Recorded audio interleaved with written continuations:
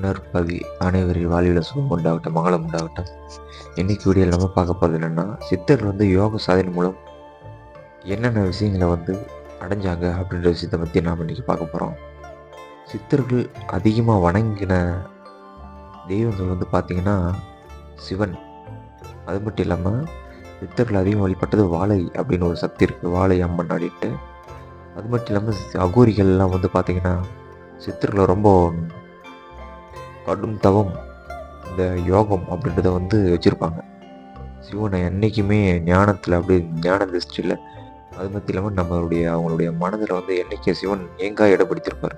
என்ன காரணம்னா அவங்களுடைய சிவனுடைய பிள்ளைகள் அகோரிகள். அவங்க பார்த்திங்கன்னா அகோரிகள் அவங்களுடைய சிறப்பம்சங்கள் என்னென்னா, யாருக்கும் எந்த ஒரு கெடுதலும் நினைக்க மாட்டாங்க. தீய சக்திகள் அவங்க முன்னாடி நின்று பேசாது, விலகி ஓடிடும். அது மட்டும் இல்லாமல் வரக்கூடிய ஆபத்துக்கள் இல்லை உலகத்தில் அப்பன் சிவன் வீட்டில் இருக்கிற இடத்துல பார்த்திங்கன்னா அகோரிகள் கண்டிப்பாக குடியிருப்பாங்க. அது சித்தி அடைந்தவர்கள், முக்தி அடைந்தவர்கள் பார்த்திங்கன்னா ஜீவ சமாதி அடைந்தவர்கள் மட்டுமல்ல, எல்லோருமே அவங்களுடைய ஆற்றல் அந்த சிவன் அப்பன் சிவனை சுற்றியே இருக்கும். அந்த அளவுக்கு வைப்ரேஷன் இருக்கும். ஜீவ சமாதி அடைந்தவர்கள் அத்தனை மேல் பார்த்திங்கன்னா சிவன் லிங்கம் வச்சு பிரதிஷ்டை பண்ணுவாங்க.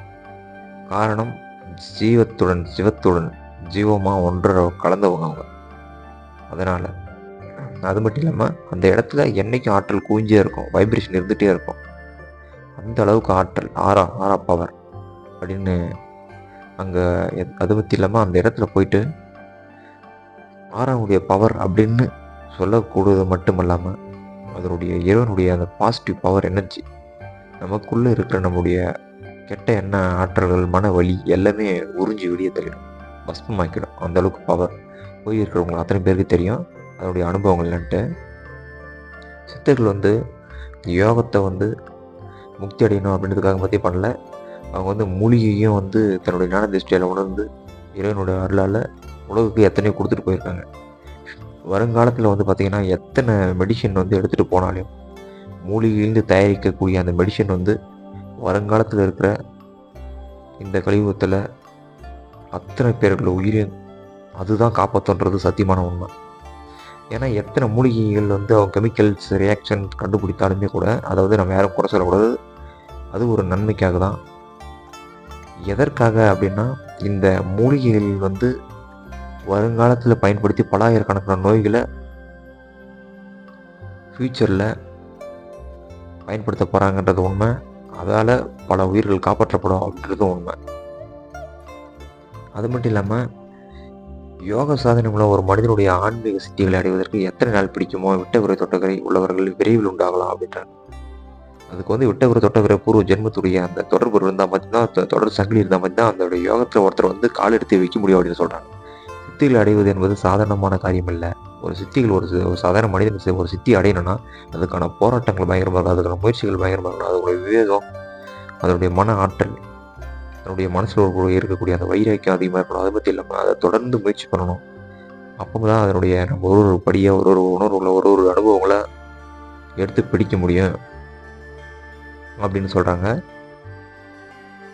சாதனைகள் அடுக்கடுக்காக சேரும்போது நூற்றுக்கணக்கான ஆண்டுகள் வாழ்ந்திருக்க வேண்டிய அவசியம் ஏற்படலாம் அப்படின்றாங்க. ஒவ்வொரு சாதனைகள் தியானத்தில் நம்ம முன்னேற்றத்தில் அடைஞ்சிட்டு வந்துட்டே இருக்கும்போது இந்த பிரிவில் முடிவடையாது, தொடரலாம் அப்படின்னு சொல்கிறாங்க.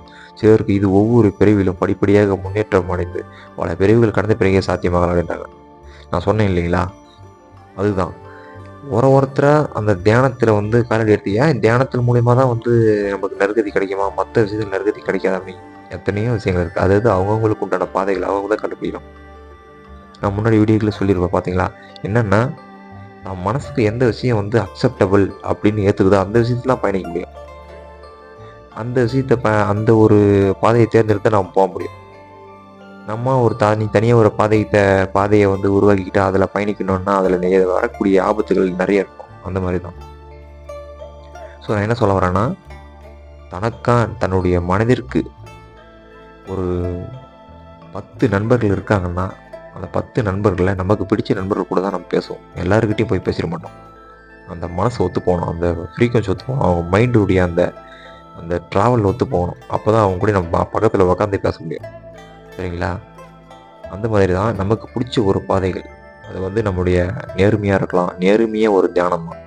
இல்லை மற்றவங்க மேலே இறக்கப்பட்டு பசின்ற வரவங்களால உணவு வாங்கி கொடுக்கணும். அதுவே ஒரு யோக நிலை தான்.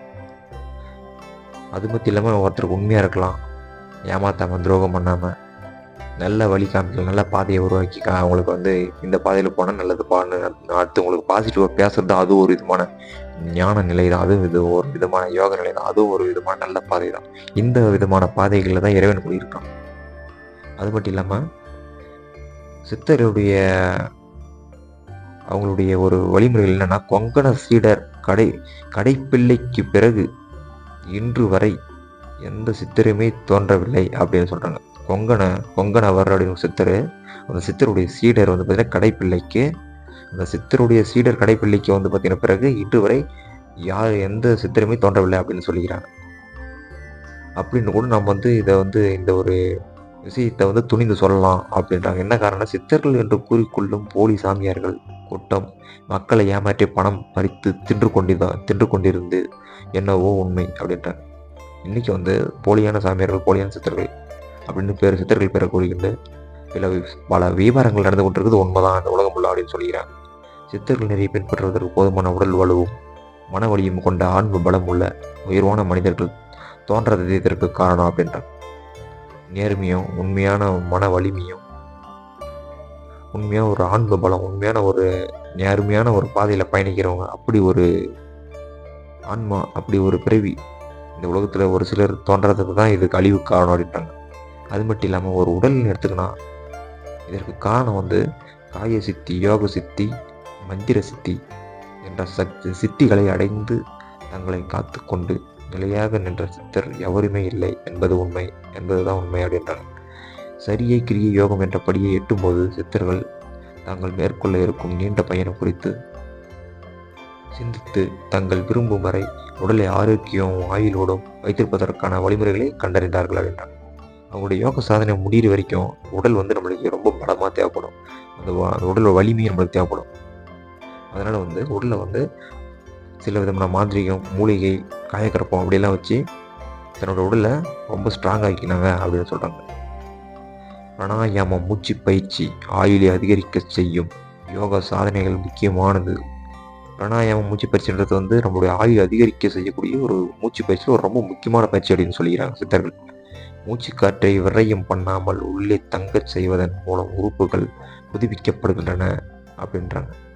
இந்த காற்றை வந்து தேவையில்லாமல் விரயம் பண்ணாமல் உடலுக்குள்ள அதை லைக்கி வைக்கிறது மூலமா நம்முடைய ஆயுளை வந்து அதிகரிக்க முடியும் அப்படின்னு சொல்லிக்கிறாங்க சித்தர் பெருமக்கள்.